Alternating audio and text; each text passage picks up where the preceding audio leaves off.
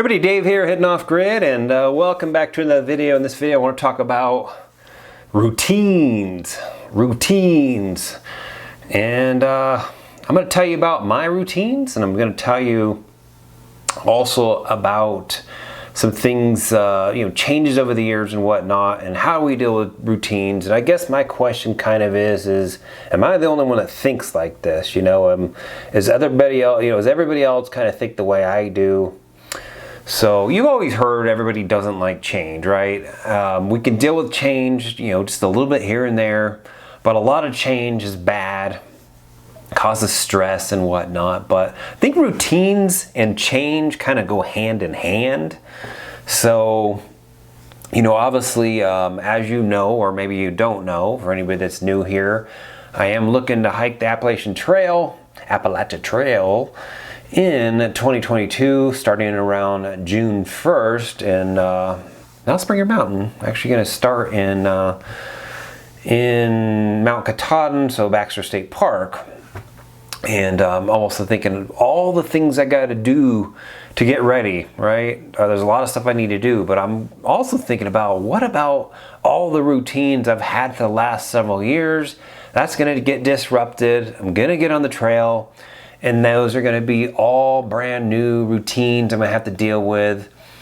And, especially because I've never done anything quite like that before, so there's no routines really that I can get into. Anybody that's hiked a through hike like that, and they get done with that one, if they do another one, so like the PCT for example, they already know pretty much what they're going to do. They already have a routine kind of set, right? Nothing's really going to change really on multiple, going on AT versus the CDT or the PCT. Once you've done one, the routines are pretty much going to stay the same, So, all right, well, routines for me, I'm a routine person, and I think most people are.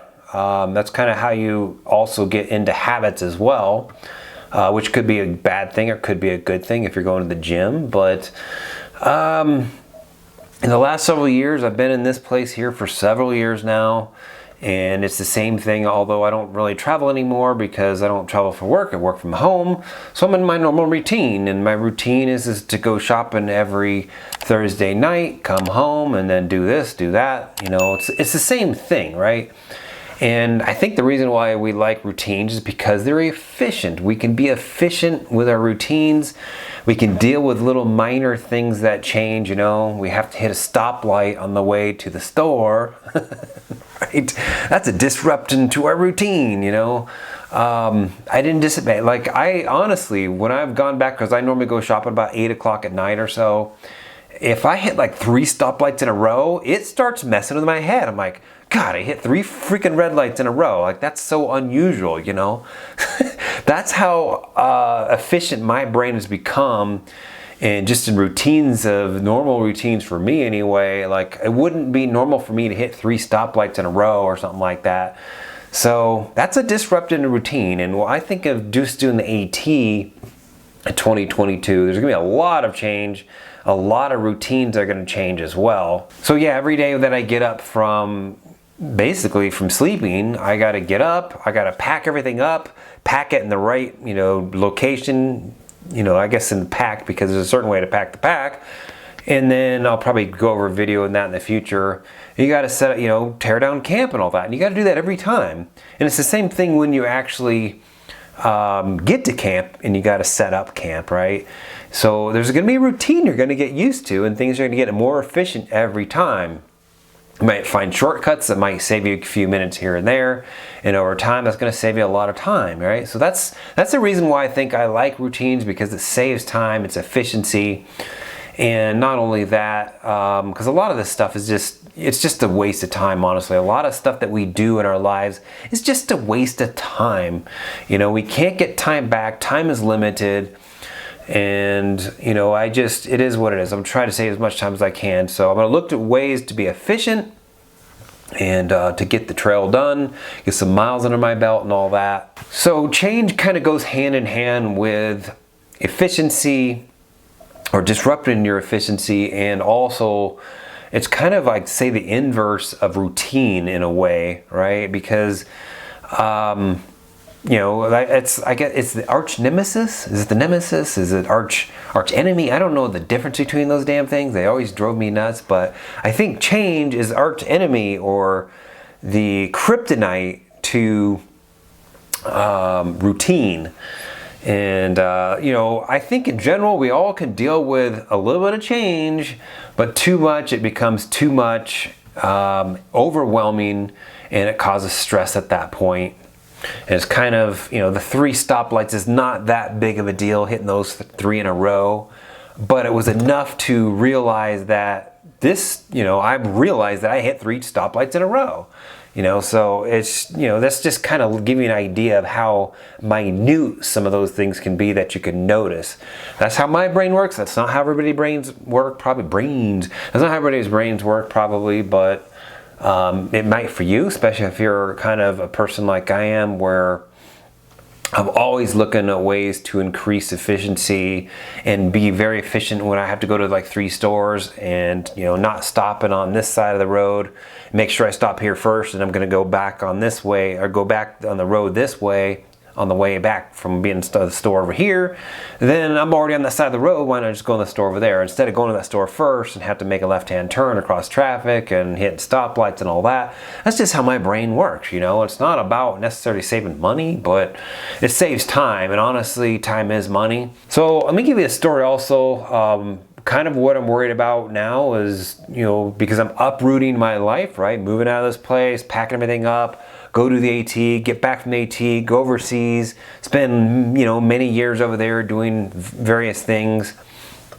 And I know for me, when I was dating somebody in 2008, and I was also in a master's program at the time when I was dating her, and she just, she realized that I was, and, didn't really want to disrupt that, and that was fine. We still spent a lot of time together on the weekends, and sometimes during the week as well.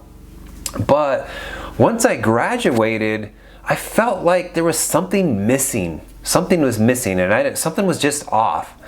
I don't know if it was a relationship. I just didn't know what it was, and it ultimately kind of helped that relationship, either progress or not progress, and it ultimately didn't progress. But I noticed it. I'm like, something's not right. And it was the disruption in my routine of not having to do school every night. And what am I going to do with all this time? And I felt like something was missing. And I have a feeling that I'm going to feel like that when I quit work next year. And I'm worried about it a little bit. Luckily, right when I quit work, I'll be going to hike the AT, so that'll fill all the time up. But that is a concern of mine, feel like I'm missing something with work. It's not that I need to work. It's not that I'm gonna feel like I don't have any purpose or anything like that. It's just, I think I'm gonna realize, or I'm going to feel that there's something missing. And that's just, I think that takes time to get used to that. You can't just go from balls to the wall, 100% on, to going to 20% on, and balls not to the wall, right? Like that you're gonna notice that. And I think that most people probably would be feeling like that there's something is off or something's not right. And so I'm setting myself up for that. Yeah, I'm gonna go hike the AT. There's still a lot to get done here, so that's fine. When I quit, there's about a month and a half of lag time to finish moving out of this place and then traveling to Maine. And when I get done with AT, it's going to be the same thing all over again, I think, because having to get up every day, hike for 12 hours, maybe even longer than that for 4 or 5 months straight. I think there's going to be something. You're probably going to feel like something's missing when you're done, right? And so I think there's going to be an adjustment period, and I think that's just normal. It's all about how you deal with it. But I think the name of the game is, once I get overseas after the AT and all that, the name of the game is try to remain flexible. Because think about it, who cares? Once you fly over there, you don't have to get up by alarm clock or nothing like that. Being flexible is the key, but I'm not really a person that likes to be, I like a routine, but being flexible means it's a disruption to your routine, and that causes stress. But I think we all can deal with that a little bit, to a certain extent. But at some point it becomes too overwhelming, too stressful. But you know, I mean, I did a month in Australia, and I, you know, really had no agenda, had no itinerary, and ultimately it took about 2 weeks or so, and my body just like completely relaxed. I could do whatever I want, whenever I want. You know, I set up some things every so often or so to go do an adventure or something like that, but I don't think I can remember ever feeling like that I was that, you know, stress-free in the last 10 years. That was because it was 2011 when I went to Australia. I was very stress-free. And I can tell you right now, the last several years, I've had this, you know, this pressure going on right here in this area. And I'm looking forward to that going away at some point in my life. Hopefully in the future, quitting work, moving out of this place, getting all that stupid BS done, and then going to hike the AT. And when I'm on the AT, why does it matter how fast I get it done? Yeah, I'm probably in competition with myself, not to me. I mean, it's just me, you know, that's just how I am. I want to get it done in, you know, 4 to 5 months. I'm around there. And honestly, you know, if I can get it done right around that 120-day mark, and I don't know if I can, I don't want to put that much pressure on myself. But I do have a deadline to get it done as well. So let me know down in the comments, are you a routine person? How do you deal with change? And are you flexible and all that stuff? I would love to hear down in the comments to compare your life with my life. So anyways, please go ahead and like and subscribe, and we'll see you next video. Thanks for watching.